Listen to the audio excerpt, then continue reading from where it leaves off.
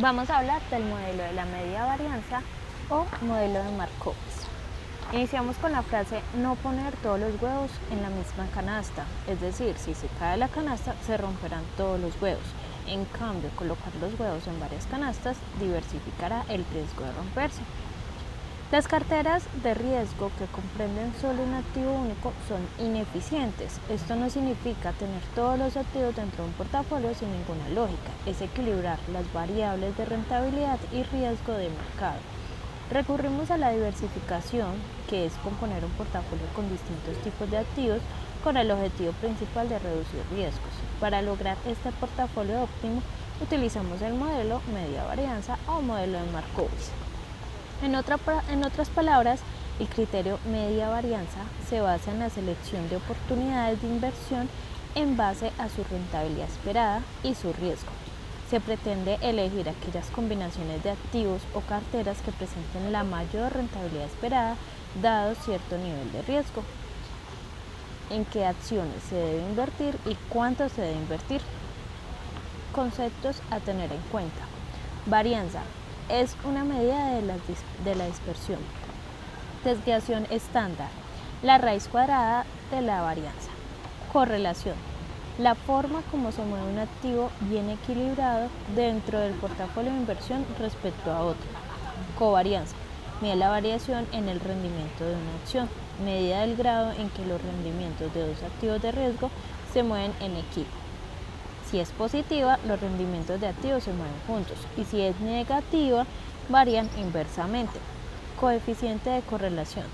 La covarianza se escala a un valor entre 1 y menos 1, siendo 1 correlación positiva perfecta y menos 1 correlación negativa perfecta.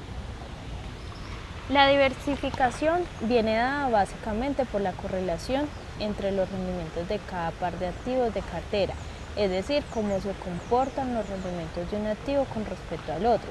Para medir esa correlación usamos el coeficiente de correlación y para calcular la volatilidad de cartera usamos la desviación estándar.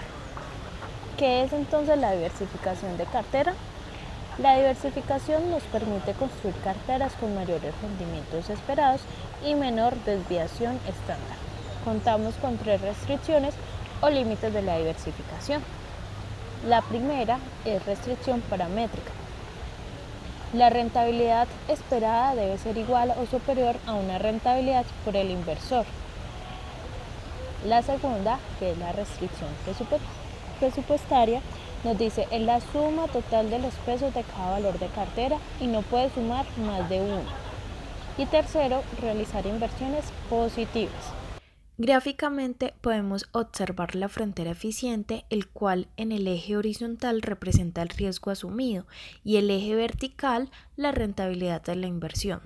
Se expresa con una curva y utilizando la diversificación de portafolio se puede invertir con un mínimo nivel de riesgo posible, como es invertir un 70% en acciones y un 30% en bonos. Sin embargo, podemos invertir un 50% en bonos y 50% en acciones con el mismo nivel de riesgo anterior y con una mayor rentabilidad. Todas las opciones de inversión posible están dentro de la curva y las que están cerca de la frontera son más atractivas para invertir. El portafolio óptimo son las opciones que se encuentran sobre la frontera eficiente. En la parte inferior de la frontera de la mínima varianza hay una cartera con la misma desviación estándar y un mayor rendimiento esperado. Por lo tanto, la parte inferior de la frontera de la mínima varianza es ineficiente. Ahora pasaremos a hablar sobre el índice de Sharpe. El índice de Sharpe es un índice financiero que mide la rentabilidad de una inversión teniendo en cuenta el riesgo que suponga esa inversión. Fue desarrollada por William Forsyth Sharpe de la Universidad de Stanford. Con este ratio de Sharpe podemos comparar carteras con riesgos diferentes y saber cuál ha tenido más éxito. En resumidas cuentas, nos dice lo buena que es una inversión. Para calcular el índice de Sharpe, esto sería igual a R, que es el rendimiento del activo del cual estamos calculando el ratio, menos la RF, que es la rentabilidad esperada del activo sin riesgo. Todo esto sobre O, que en este caso sería la desviación típica del rendimiento del activo. De esta manera calculamos el índice de Sharpe. Línea de mercado de capitales. La línea de mercado de capitales marca gráficamente la relación rentabilidad-riesgo del conjunto de todas las carteras eficientes según el modelo CAPM y parte precisamente de este modelo considerando que los inversores elegirán siempre la cartera óptima de mercado.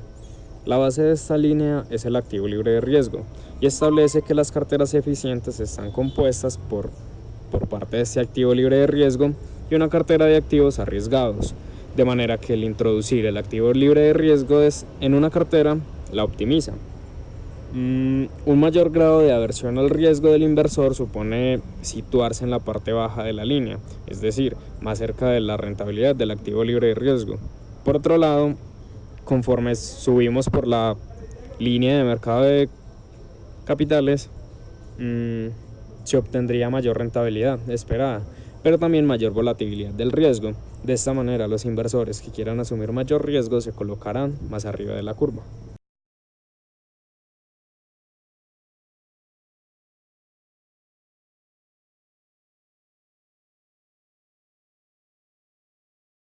Ahora vamos a ver un ejemplo de la teoría de Markowitz y la línea de mercado de capitales. Primero vamos a necesitar de un histórico de acciones. Nosotros hemos elegido 5 acciones que cotizan en la bolsa de valores. Lo primero que vamos a hacer es sacar las rentabilidades diarias. Para eso vamos a utilizar la función logaritmo natural del precio actual sobre el precio anterior y arrastramos para que los números salgan hacia abajo y hacia los lados. Bueno, una vez que ya está esto, vamos a sacar la rentabilidad promedio. La rentabilidad promedio se obtiene al hacer con la función Excel promedio y se eligen todos los datos y así sucesivamente a las otras 4 acciones. En el caso del riesgo vamos a utilizar Desbest. Desbest y elegimos todos los datos y arrastramos. Ahora, para la matriz de covarianza vamos a necesitar de datos, análisis de datos, la opción covarianza y vamos a elegir todos los datos que están ahí de las 5 acciones y darle en el clic en rótulos y aceptar. Y enseguida nos va a mostrar la matriz de covarianza. Una vez que ya hemos hecho eso, vamos a copiar la tabla de riesgo y rentabilidad y vamos a pasarla al otro lado y vamos a anexar una columna W. La columna W tiene que tener participaciones mayores que 0 y su sumatoria tiene que ser igual a 1. Ahora vamos a hacer el riesgo una vez y la rentabilidad. Como ya tenemos, primero vamos a hacer la rentabilidad, que es con la función mmul y utilizamos las participaciones por las rentabilidades. Las participaciones deben estar transpuestas. Lo segundo que vamos a hacer ahora es el riesgo. El riesgo se obtiene a través de la función mmul transponer, porque las participaciones tienen que estar de forma horizontal, la primera, eso multiplicado por la matriz de covarianzas y multiplicado nuevamente por las participaciones. Y eso nos va a dar el riesgo del portafolio. Ahora vamos a hacer una tabla para buscar los diferentes portafolios que conforman la frontera de posibilidades. Lo primero que vamos a hacer es el portafolio de mínima varianza. Vamos a ir a datos, solver y vamos a poner como función objetivo minimizar el riesgo sujeto a las restricciones de que las participaciones tienen que ser mayor o igual a 0 y su sumatoria mayor o igual a 1. Y en el portafolio de máxima rentabilidad solamente tenemos que maximizar la rentabilidad y listo. Lo siguiente que se va a hacer es la tasa de crecimiento.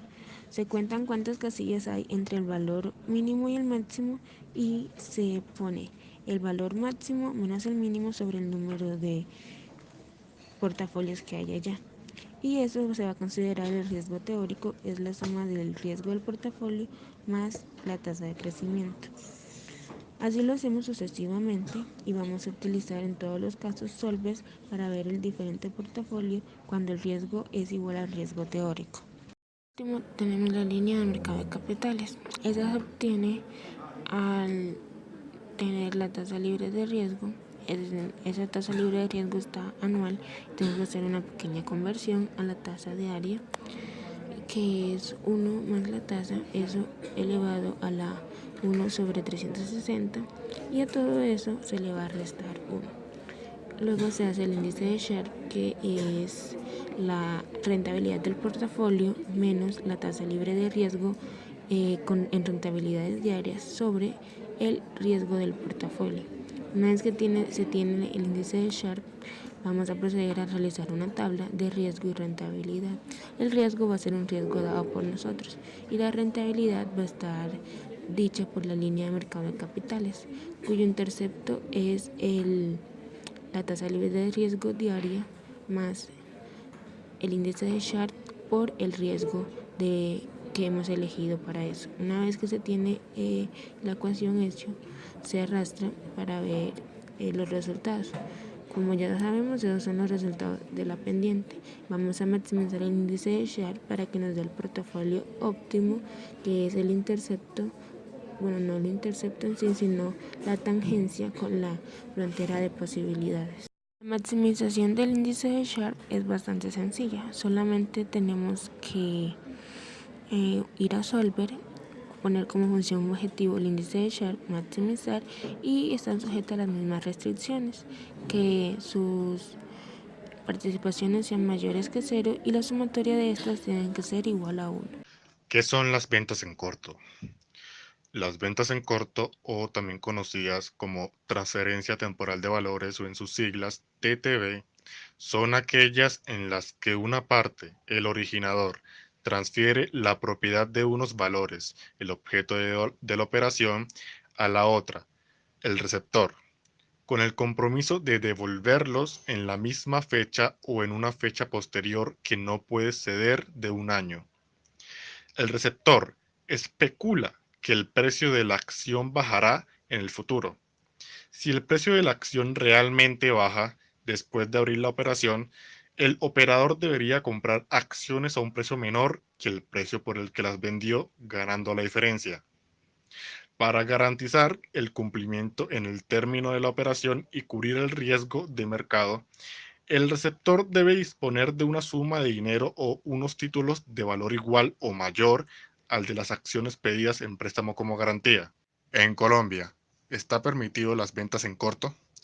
A partir del 11 de julio del 2011, el servicio creado por la Bolsa de Valores de Colombia y de Ceval de transferencia temporal de valores le permitirá a los inversionistas de renta variable realizar ventas en corto, facilitando la realización de estrategias de arbitraje y cobertura. Miremos el siguiente ejemplo. José tiene 20 acciones de Ecopetrol. Lucas, quien es amigo de José, especula que el precio de la acción de Ecopetrol se va a depreciar en 3 semanas más o menos. Lucas alquila las acciones de José y promete devolverle el mismo número de títulos en 3 semanas. En este caso vendría siendo José el originador, ya que se transfiere la propiedad a Lucas y Lucas vendría siendo el receptor. Entonces, ese mismo día, Lucas vende la acción de Ecopetrol por el precio que está cotizando. En este ejemplo vendría siendo a 3.000 pesos por acción.